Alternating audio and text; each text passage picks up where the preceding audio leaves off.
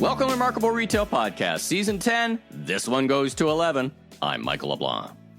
And I'm Steve Dennis. On this episode, part 2 of our most excellent and engaging interview with Jason, a retail geek, Goldberg, Chief Commerce Strategy Officer at Publicis. Our first episode was action-packed and loaded with insights. This episode drops the mic with a 10x impact. Hyperbole, the greatest thing ever, as you would often say, Steve. At least that's what our AI tool is saying that I should say in this intro. It's a great interview. Okay. Thank you, Claude or ChatGPT or whoever we're using. We were kidding around. Well, you said in the beginning of last week's episode, for folks who haven't listened to it yet, great to get you on the mic for 3 or 4 hours, which of course was a joke, but there's so much to talk about. And in fact, a few topics that I had kind of had on my list to get into that we didn't quite get to, but I think people will really enjoy this. Mostly we talk about Amazon, but we also get into TikTok shops, social commerce, and those kinds of things. So, definitely lots of insight. Now, if you're listening to this episode on the day or the few days after we release it, we're here wandering the endless aisles of Mandalay Bay and Shop Talk in Vegas. Be sure and say hi. Now, Steve, you sound a little different, and to our audience on YouTube, you look a little different. Where are you? Where are you? I am in College Station, Texas, which is as some people would know, is where Texas A&M is located. And if you are watching it on video, you might be able to see I'm in my hotel room at the quite lovely Conference Center Hotel, and across from Kyle Field where the Aggies play football. And there's a little home of the 12th man. That's a very Texas A&M kind of thing. So those of you will totally get what that's about, and most of you will be scratching your heads. But in any event, yes, I am in my hotel room, and in about 2.5 hours, I will be on stage talking about navigating retail's volatile and uncertain future at the Texas A&M Retailing Summit. Few friends here as well. So I'm looking forward to that. Well, I guess I should say, and you would be saying howdy, right? That's a big thing. Texas Howdy, A&M, gig 'em. right? Yeah, exactly. Fantastic. Exactly. It's a little bit annoying. Like the hotel room has about like 6 different howdy things. So I didn't bring my visual props, but like the coffee machine has a little howdy thing next to it. So sorry, I have a number of Aggie friends, but it's a little much. But I went to a Division III football school, so I don't get the whole thing. Well, let's get right into the news. Brought to our friends by Celonis, enabling process intelligence to make business processes work across systems, departments, and organizations. Try it for free at celonis.com. That's CELONIS.com. All right. So news of the week. I guess we've been talking about the tariff tussles and all these things. Very quickly, it's really, we're kind of on hold waiting, what is it, April 2nd, right? So yeah, April 2nd, so just about a week away, where allegedly all will be revealed about reciprocal tariffs and all those kinds of things. So yeah, there's actually been a fairly quiet week, which I'm thankful for, to tell you the truth. So yeah, stay tuned. But I guess I just will say, as I talk to other retailers, I imagine you have the same situation. We're already seeing some of the impacts ripple through, but there's just, who knows how many shoes will drop or not drop in just about a week's time. All right. So I guess apropos of where you're sitting today, we're fourth down and punting for a couple of episodes. We'll come back to tariffs in a couple of episodes. Kind of a bit of a downer episode, and in a little way, it was a pretty sad week in retail. Bert Tansky passes at 87, leadership roles at Saks Fifth Avenue, Berghoff Goodman, and more significantly, both for his career and particularly for you, Steve, Neiman Marcus Group. He was known as Mr. Luxury. What's your best memory of Bert, Steve? Well, he's just a wonderful guy. So just for context, Bert was my boss for several years when I worked at the Neiman Marcus Group. Just an extraordinary career. But, the thing I would say the most is just what a kind, generous person he is. I mean, first of all, he took some of you would know, I worked at Sears Roebuck and Company, not exactly a paragon of luxury and fashion. And so to go from, as I often say, the outhouse to the penthouse of retail, he took a big chance on me, which I'm eternally grateful for. But just a wonderful guy. I mean, it's very hard to find anybody. I mean, I've never heard anybody say anything negative about him. You might disagree with him on a particular issue or whatever, but just incredible merchant, incredible philanthropist, and just a great guy. So he will definitely be missed. If you're interested in learning more about his career, Women's Wear Daily did a big episode last week, or not episode, an edition, talking about some of his life and his accomplishments. So yeah, very melancholy for me this past week, and lots of tributes to him in the industry. Well, may his memory be a blessing. Let's talk about, speaking of memory, let's talk about Hudson's Bay Company. So there is a connection, North American connection, part of Saks, and Saks Global now as it's known, and Neiman Marcus. So it's all kind of a full circle here. But, it's about to be potentially liquidated. I don't think it really that ball is gonna. The momentum is there. I don't think that's going to stop now. It's hung up in court right now. There's so many stakeholders. I mean, it's a big deal, right? It's a big company with a little bit of history, 4 centuries, 4 centuries of history, and to be, like, they are a company that one of the things that is holding them up in court is a pension that they funded an acquisition with from Simpsons before it was Simpson Sears. And so they've bought many companies. They bought Kmart, for example. So there's the interwovenness both in the culture and the retail landscape is pretty intense. It's hard to see any resolution that is at this point not a complete liquidation. In fact, it may have already been started by the time this episode has released. Listen, it's more of an emotional impact, I think, than an impact in practical terms in the retail landscape. I mean, so many of us here in Canada have at one point in time worked for the Company of Adventures, as it's known. Sure. I spent 7 years there. Right. Now, 2 things that would be of great interest, I think, just for the listeners of the podcast. One, a whole bunch of real estate is now suddenly potentially up for grabs, good, bad, and ugly. You've been in several of them, from the Yorkdale flagship that's typically very big buildings. And then they've got this other interesting thing, which is this stripes, the Hudson's Bay stripes, that it's probably known globally. And they're trying to, and I wanted to tap into your experience because you had some similar experience at Sears. There's an idea that they're trying to sell the brand and the IP, which is 4 centuries old, by the way, for the stripes. And there's a debate here about whether that could work. Does a Canadian company need to buy it? Can it even exist without Hudson's Bay separately? It's a historical icon. What's your experience? I mean, you've watched the wind-up of Sears. They had similar kind of issues. Talk about your thoughts at this moment in time. Well, one thought is that you and I are bad luck for retailers, since both of us have been out of Sears and Hudson's Bay, respectively, for quite a while. So I don't think you can pin this on us. But anyway, no, I think that, well, first of all, there's a lot of situations where these retailers go bankrupt or liquidate and sell the pieces off.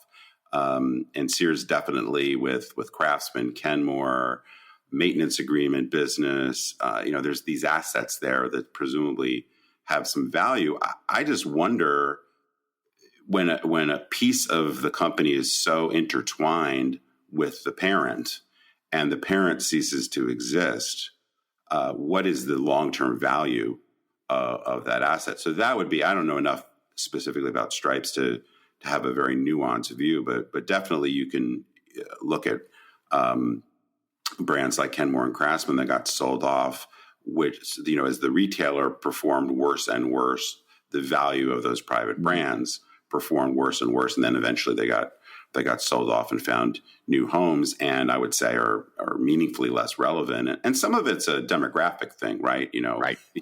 So younger people wouldn't necessarily know the power of some of these brands or programs. So I don't know. I mean, I think there's value there, but yeah, I would be concerned about the long-term value when it's not connected to the parent and the origin story. That was so important to its success. Well, we'll come back to it when we know more. I think next week we'll probably know more, and if the liquidation starts, it's going to happen quick. It's the classic. How did you go bankrupt very slowly and then suddenly? I mean, the biggest piece they sold off. They could have gone away 20 years ago when I was there, but they sold their Zellers business to Target, And listeners would know Target came to Canada and it was pretty much a big fiasco, but it did save Hudson's Bay. They got $1.5 billion for it. So anyway, stay tuned. Now, in the same realm, let's talk about Forever 21 goes bankrupt again, and not in Canada, by the way. Kind of a quirk is their business is owned by YM Group, and they mash it up with Urban Planet. So this is a U.S. centric story. Talk kind of like Toys R Us, I guess. Yeah, very situation. Much. Yeah, very similar. Yeah, well, it turns out Forever 21 may not be around forever, and some of the folks that are more involved in the deal world know that this is affectionately known as filing for Chapter 22 because it's the second time filing for Chapter 11. Yeah. This is a business. I've talked to a bunch of reporters this past week about how things got so bad. I think, first of all, the value space, the fast fashion space is just extremely crowded. Mm-hmm. And Forever 21's had a hard time, obviously, because of their first Chapter 11, finding a real powerful niche, I guess you could say, in that vastly competitive space. I think the other problem is very reliant on traditional mall real estate, which really is only working, I shouldn't say only working, but largely working for more upscale specialty retailer, not so much the value space. I guess you can make an argument that Zara and H&M, do okay, but they have more of an upscale, clearer positioning. So I think Forever 21's really struggled to get their positioning right. Their real estate position with expensive rents made it very difficult for them to be profitable. And then the thing that they largely blamed for their bankruptcy, which I think is a bit of an excuse because the business was pretty weak. But with the growth of Temu and Shein, massive incremental growth over the last 2 or 3 years, certainly not good for them. So I think just a number of forces put them into this situation. They are kind of like HBC, working through some different options. They may come back as a online only player. That's typically not a very successful strategy. Some, and again, this may be resolved by the time this episode comes out or shortly thereafter. They're looking at some options maybe to keep them alive. But at the moment, it looks like they're pretty likely to liquidate all their stores, perhaps have a second or third life, fourth life, or whatever at this point as an online only retailer.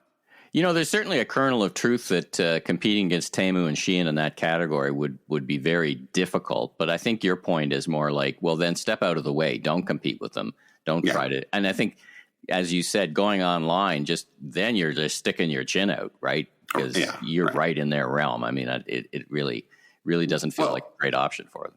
Yeah, and the other thing, I know we've talked about this before, but online only, aside from just the costs of marketing online and trying to find customers, when you're selling inexpensive, low order value with high rates of return, the unit economics of that are extremely challenging. So in general, we haven't seen a lot of these brands that have closed their stores to try to live, Pier 1, Radio Shack, some other companies have tried this, and it largely has not worked. But I think it's particularly challenging in the fashion apparel space. Closer to home, at least for you, but relevant to our listeners across the country and around the world, a rough week for Dallas retail. Yeah.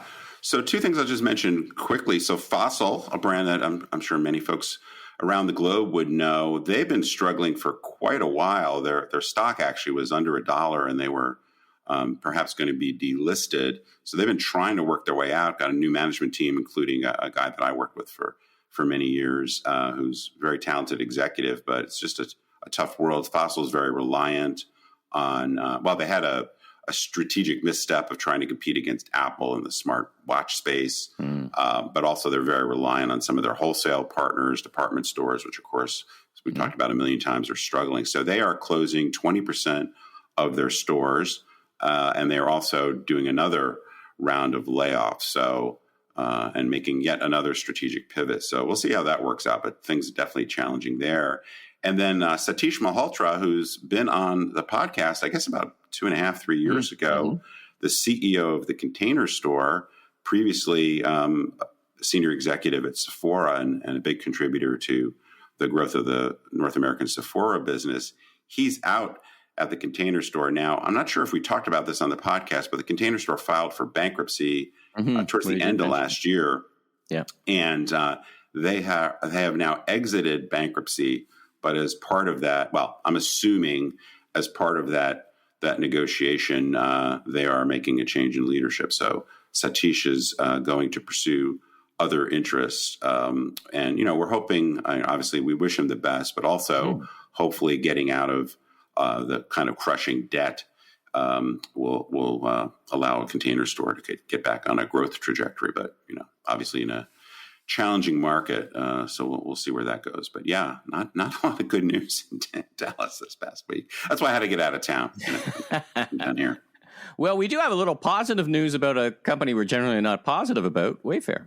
Yeah, I mean, this is interesting, not massive in the scheme of things, but Wayfair, which some folks may know or remember, they opened their first large format physical store in the suburbs of Chicago 18 months or so ago. Well, they appear to be reasonably happy with how that's going. They just announced they're going to open their second store. This will be in the suburbs of Atlanta. It's about 150,000 square foot store. I mean, I definitely think, I think we talked about on the podcast, I'm surprised it's taken Wayfair so long, relatively speaking, to get into physical retail, given their vast assortment and all their different brands and all that kind of stuff. It's not so easy and to work what out exactly.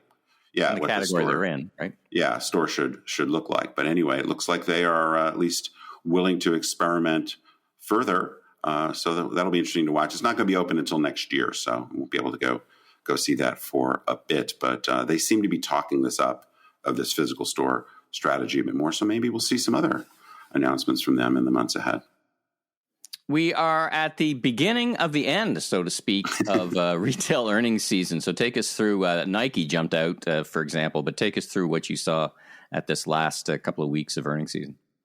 Yeah, we've got a couple other big retailers still to report, but we're definitely winding down. So Nike, which, as many folks will remember, going through hopefully a revitalization with their new CEO. So far, not much to report. They had another down quarter in sales. A lot of that was driven by continued weakness in China, but the U.S. market's still not performing very well. There aren't a lot of specific things that we've seen yet. They're actually working through, and one of the things they highlighted in their disappointing profit performance is they've taken a big hit to gross margin because they're still clearing through a lot of excess inventory. So I imagine they'll be largely past that in the next quarter.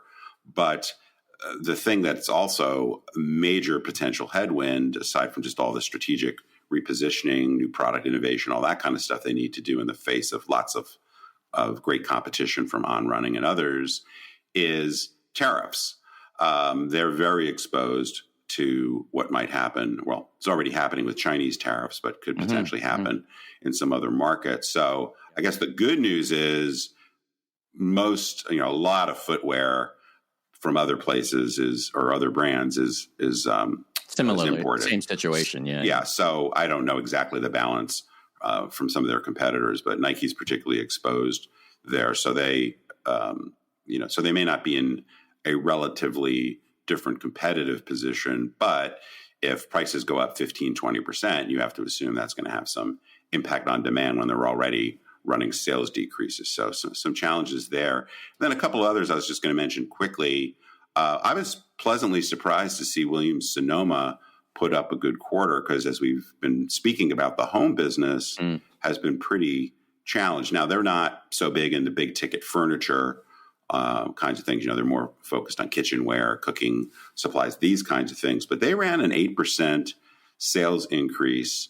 It's pretty good when we're seeing most retailers be lucky to get to positive growth. Their operating margin improved, and they did strike a cautious tone about the future, but I would say quite a bit more optimistic than just about everybody that we've been talking about the past few weeks. So Wall Street liked that quite a lot. And then in the discount space, and we haven't talked about this brand too much, just in the U.S., but Five Below, which is essentially a dollar store with a little bit of a different twist, they put up a pretty solid quarter as well. Sales growth wasn't amazing, but the main thing that got the market's attention is they announced that they're planning to open 150 stores this year. Now I was surprised they were quite as big as they are, but they've been growing like crazy the last few years. They're already at about 1,800 stores. I completely lost track of how big they were. I'm like, how big are oh my God, 1,800 stores. They're huge. So, quite successful. They don't get the attention that Dollar General and some of these other, or TJ Maxx, some of the other value players get, because they are smaller. But in terms of gaining market share, definitely one to watch. So who knows? Maybe we'll get their CEO on the podcast in the second half of the year. Now, I got a question for you. All the way up here in Toronto, we were hearing about Southwest Airlines making some change in their baggage. And what's the big deal? Like it seems like everybody's doing that kind of thing. I know Southwest is, I think, a Dallas based. Any comments on what they're doing? Because I know you wrote about them in your book. You're a big fan, right? Yeah, well, the thing I lifted up in my book was what I would call the value of simplicity. That's one of the ways to be remarkable, is to have a very clear, straightforward value proposition and execute it extremely well. So it's not a retail story, but part of what has made Southwest so successful. I mean, originally they had kind of the quirky advertising, these kinds of things, but they have a very simple operating model. They fly all the same planes. They have this unique boarding process. But I think one of the things that really made them stand out was not charging, not having all these kind of annoyance fees, not charging for baggage and change fees and all these kinds of things. So they announced about a week ago that they were going to start charging for baggage. And I think there's two lessons here. One is really understand what makes you unique. And even though you could talk yourself into charging, kind of do the financial engineering to improve your profitability, I would say be careful what you wish for. But also, they've gotten a lot of backlash from their customers, and generally poking your customers in the eyes is not a good idea. But to bring it back to retail, one of my favorite stories, which some people might have heard, a lot of folks, particularly in North America, will know that Costco, incredibly successful, very remarkable retailer, is known for their $1.50 hot dog, which has been the same price for many, 20, 30 years, something like that. And so Jim Sinegal, who he's the founder, is no longer involved in the business. Apparently there was a discussion a number of years ago where the current CEO, the CEO at the time, was arguing that it's crazy that they haven't raised the price on this $1.50 hot dog financially in a long time. Sense, right? To your point about financial engineering, right? And they're losing money on it. Right. Apparently he discussed this with the founder, Jim Sinegal, and Jim famously said, "If you raise the price of the effing hot dog, I will kill you." And he, by the way, didn't say effing, I'm pretty sure. But family show. We're trying to be. Again, it's what is the role of some of these items? I've often said, if you want to just improve the profitability at Home Depot, you'd probably stop selling lumber. If you wanted to improve the profitability of a grocery store, you'd stop selling milk, right? But you've got to be really understanding of the dynamics of traffic, how it builds the ticket, how it improves frequency, these kinds of things. So, I don't know what data Southwest looked at or which consulting firm convinced them to do it. I have a guess who it might be, but anyway, it begins with Mick, ends with Kinsey. I think it's interesting to look at some of these strategic moves, and we've seen a lot of retailers, close stores, cut costs in the hope that will improve their business. But sometimes it leads to a much poorer customer experience, and you end up actually making things worse. So we'll ultimately see how this turns out for Southwest. But I think maybe the lesson from the eloquent words of Jim Sinegal, may be a good lesson for leaders everywhere. Well, that's a great way to wrap up the news. Once again, brought to you by our friends at Celonis. Now let's get to our second part of our two-part interview with Jason Goldberg, and then we'll come back right after the interview with a few comments.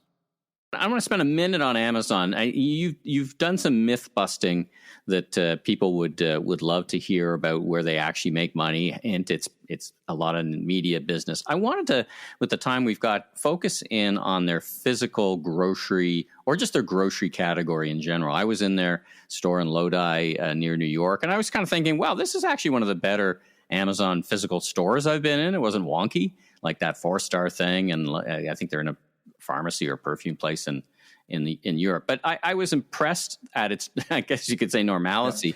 And was this, Michael, was this an Amazon Fresh store? Is that what the branding was? Okay. Yeah. It was and they've relaunched, they took another run at it in the fall. So it was a relaunched version. And it had, gone was the shop it like you stole it technology. It was all QR driven and a smart card thing. What's your prognosis of their grocery aspirations? And do you think there's a there? It's certainly Walmart is beating them on fresh, and I think that's a big competitive advantage. Do you see Amazon ever winning or getting to parity at that game even? Yeah, so tricky. So I guess the blunt answer to your question is no, I don't. And I say that with great trepidation because I have huge admiration for Walmart. I feel like, for Amazon. I feel like they've been very successful, and like you should bet against them at your great peril. So I feel like probably, this may not age well to say, hey, I never think they're going to figure out and win grocery. Mm-hmm. But what I'm very confident in saying is they have not figured it out yet. And it is very hard. So, Walmart sales are 60% grocery. It's one of the great untold stories 100%. In the history of retail that like Sam Walton invented discount retail and launched a general merchant that sold stuff below list price for the first time in history. And that was remarkably successful. And when he retired and they appointed his successor, David Glass, he made what should have been the most career limiting move of all time. He announced that they were going to get into grocery, and everyone said he was foolish and crazy. And do you know what the margins are? Mm-hmm. And do you know what a different business it is and all of these things? And fast forward today, Walmart is a grocer. They're 60% grocer. They're the largest grocer in the United States of America. And because of that, they have 190 million American consumers that walk in their stores every week. And they have the greatest frequency and reach in the United States of America, which is amazing. David Glass and the team back then doesn't get enough credit for this jumping the chasm from an old model to a new model so successfully.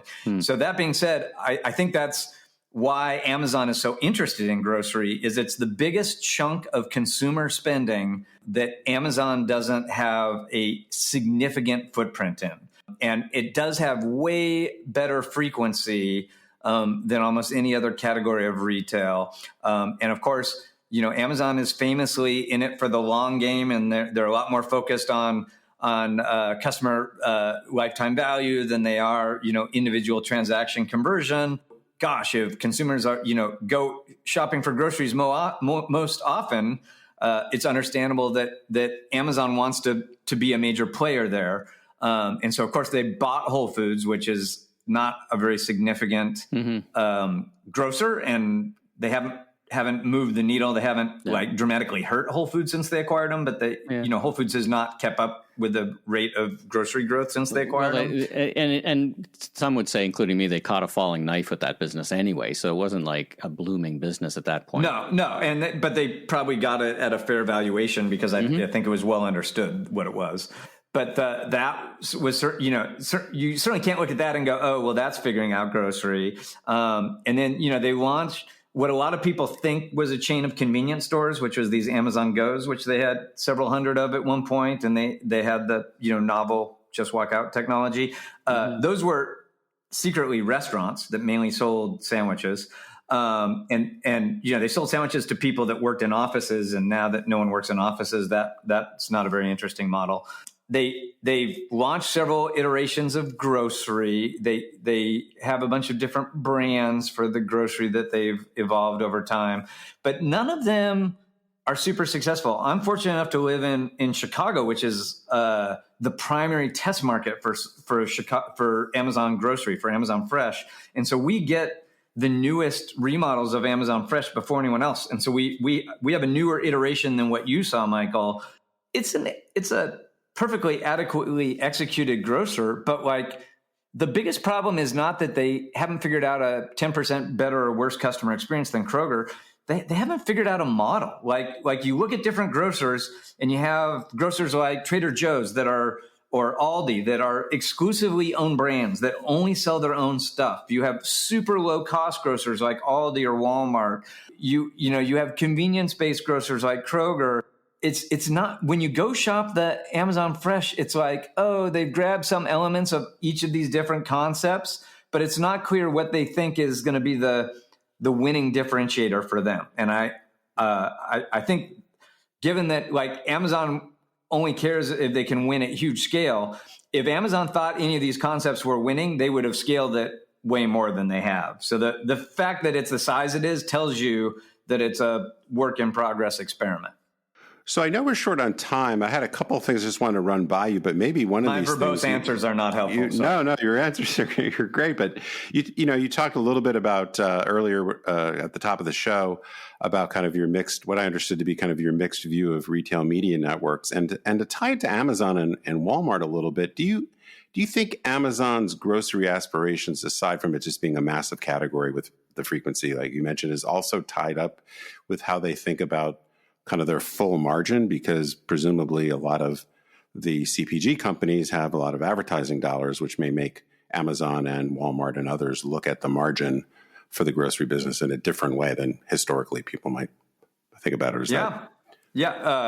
So it certainly is, like all things, when you dive in, it gets pretty complicated pretty fast. The original retail model was wholesale. You bought something, you marked it up, and you sold it to someone else. And when Amazon was born in 1994, that was their model. But not too long after that, they said, oh, let's have the second model. Let's let other people sell on our platform, and we'll introduce the buyer to the seller, and we'll take a commission on that sale. And then some companies in China saw that model and replicated it. That's what Alibaba did. But Alibaba took it one step further. They said, hey, we'll introduce the supplier to the seller, and we'll take a commission, but we'll take a way smaller commission than Amazon.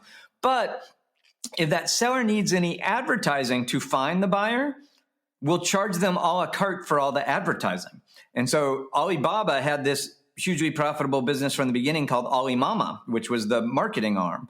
And they had a much lower commission, or what they call take rate, than Amazon did. And so over time, Amazon has evolved into the Alibaba model that essentially, with 800 million items on the store, the amount of items that Amazon sells that they own, first-party product, is not very significant in terms of a total number of SKUs. The amount of items that people find through organic searches and buy is not very significant. So the vast majority of the transactions are people that find third-party products that they were only exposed to because of an ad that third-party seller bought from Amazon. And so that ad, like it's a little bit of a misnomer. I'm sure Procter & Gamble and every CPG pays a lot of advertising dollars to Amazon, and we could talk about what that is. But those dollars are insignificant compared to the anonymous companies that are 3P sellers that have to buy sponsored product listing ads in order to have any visibility on the Amazon platform. And so the most successful part of this whole ecosystem and the primary profit contributor to all of Amazon's business models is the ad revenue from these third-party sellers. But you can only have those if you have a bunch of third-party sellers. So you look at who in the U.S. is good at that. Well, Amazon is by far and away the best. Walmart is growing, way smaller, but growing rapidly. And no one else is, right? Target doesn't have a marketplace. Like Target has, they have something they call a marketplace, but it's actually like 1,000 drop shippers. And so those guys aren't buying ads. And so you look at almost every other retailer's retail media network, and what it really is it's digitizing revenue that they've always been getting. It was called trade marketing or shopper marketing or co-op advertising that used to be done on pen and paper and is now done with a website. And so now it gets called retail media. But they don't have all these incremental dollars that the giant marketplaces, Amazon, Walmart, Alibaba, and Mercado Libre, are earning. Yeah. Well, the other thing I'll just mention briefly that you really called my attention to, I remember a conversation we had several years ago, is not only is the margin on the third-party services and the advertising super high, but Amazon doesn't own any inventory. Right, it's very asset light, as well as high margin. So that I think is a pretty good. The margin on bananas is very low, and the margin on digital ads is very high. As it turns out, and they also don't spoil. So one other quick thing. I know we're running over our time here, but could you just comment on your outlook for social shopping and I guess TikTok shops in particular? Now, obviously, we have this unknown whether TikTok shops will still have a life here in the United States. But assuming they do, what's your view on how important that's becoming and perhaps what brands should be thinking about as they think about their overall commerce strategies?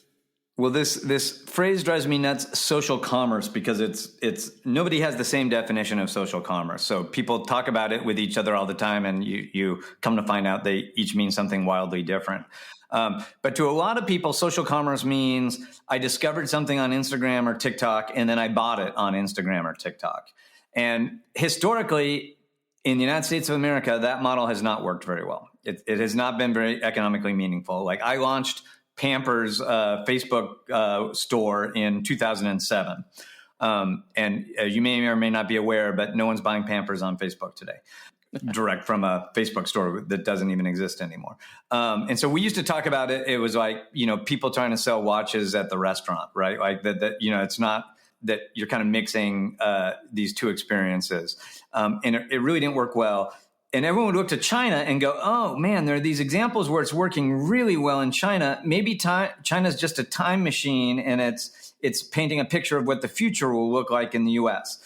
And I mostly have been cynical of that. I actually, think there's good reasons that a lot of the traditional checkout in social media hasn't worked well. Annoyingly for me, there is now an example that's working quite well, which is specifically TikTok shops. Mm-hmm. And so they resolved a number of the traditional issues I've had, but it still only works for certain kinds of products. Even on TikTok shops, the average items per order is 1. And so the only smart products to sell on TikTok shops are items that can be profitable in an individual item sale, which the vast majority of goods consumers buy, we need a basket of goods to make them profitable. So I think the growth of transactions on social platforms is interesting. We could do a whole podcast about what's different between China and the US in that regard. Mm-hmm. But what I think this whole conversation makes people overlook is that for the 4 generations my family's been in this business, and for the very long career that the 3 of us have all had in this business, the greatest source of leads in the history of retail has been this code word called SIS, saw in store. And what has happened in the last 10 years is saw in store has been replaced with saw on TikTok. And so to me, the most dramatic, most important change that has happened in commerce is products are now being discovered on social media, and the purchase decision is much more baked before the customer ever walks in the store. And so, seeing the pumpkin spice Oreos on the shelf next to the regular Oreos is way less important than seeing the pumpkin spice Oreos on TikTok. And I don't care if Mondelez sells the Oreo on TikTok or they sell the Oreo in Kroger. It's super important that Mondelez figure out how to expose the world to pumpkin spice Oreos, which I do highly encourage everyone to try, on social media. And so to me, social commerce is discovery of goods to buy on social media, regardless of where you give the money. But that is not a universally shared definition. Well, your e-commerce retail game is strong, my friend. What an insightful time we've had together. If folks want to learn more about or follow what you do or learn more and get in touch, how do they do that? Yeah, I'm a prodigious poster on LinkedIn, so you can kind of get plugged into that. If you want to jump on the lottery of our infrequent publishing, it's the podcast is called The Jason and Scott Show, and Scott's parents spelled his name wrong, so there's only one T in Scott, which is great for SEO. Yeah, not strong on it. Not strong on the SEO. Listen, Jason, always a treat every time we speak, and thank you for sharing so much and bringing so much value and insight to all of us, to the podcast, to the industry. You're a real asset to the industry itself, and we need you. So thanks for coming on board on Remarkable Retail Podcast. And listen, have a great rest of your day, safe travels, and see you around soon. That's super kind. I really appreciate being here and appreciate what you guys are doing. So until next time, happy commercing. Well, a great wrap to our two-part interview. And one thing we didn't talk about in the news that we were going to, but we thought it would more be appropriate to talk about after we had a conversation about Amazon, was there's a little bit of news out of Amazon about them putting together, what was it, Go and their grocery division. Talk about your observations in the context of what we just talked about. Well, they appear to be, I don't know how much of this is driven by cost or just more focus, but consolidating some of the operations. So as Jason discussed, the Amazon Go thing has not really worked out so much, and they're still trying to figure out Amazon Fresh. So they've been consolidating the corporate teams from Go and grocery together. The other piece of news, which is, again, pretty minor in the scheme of things, but one of the things, if folks listen to my predictions, I'm kind of in line with Jason that I still think Amazon is really trying to figure this out and not ready to really go full bore into rolling out their physical grocery strategy. We got a little bit more evidence of that in that they announced this past week they are closing 2 Amazon Fresh stores, but opening another one. So, they still seem to be kind of wandering through the wilderness here. So I think this is going to continue to be a story to watch. And I think Jason gave us some great perspective on just in general, what's going on in Amazon, but in particular, what's going on in their grocery dreams. All right, let's leave it there. Thanks for tuning in. New episodes of Season 10 are available each and every Tuesday, so be sure and tell all your friends in the retail industry all about us. And make sure and visit our newly refreshed YouTube channel for exclusive video and our new virtual store tours. If you liked our episode, please take a moment to give us a 5-star rating on Apple Podcasts. And I'm Steve Dennis, strategic advisor, keynote speaker, and best-selling author of 2 books, Leaders Leap, Transforming Your Company at the Speed of Disruption, and Remarkable Retail, How to Win and Keep Customers in the Age of Disruption. You can learn more about me, my consulting, and keynote speaking at stephenpdennis.com. And I'm Michael LeBlanc, consumer retail growth consultant and advisor, keynote speaker, and media entrepreneur. You can learn more about me on LinkedIn. Safe travels, everyone.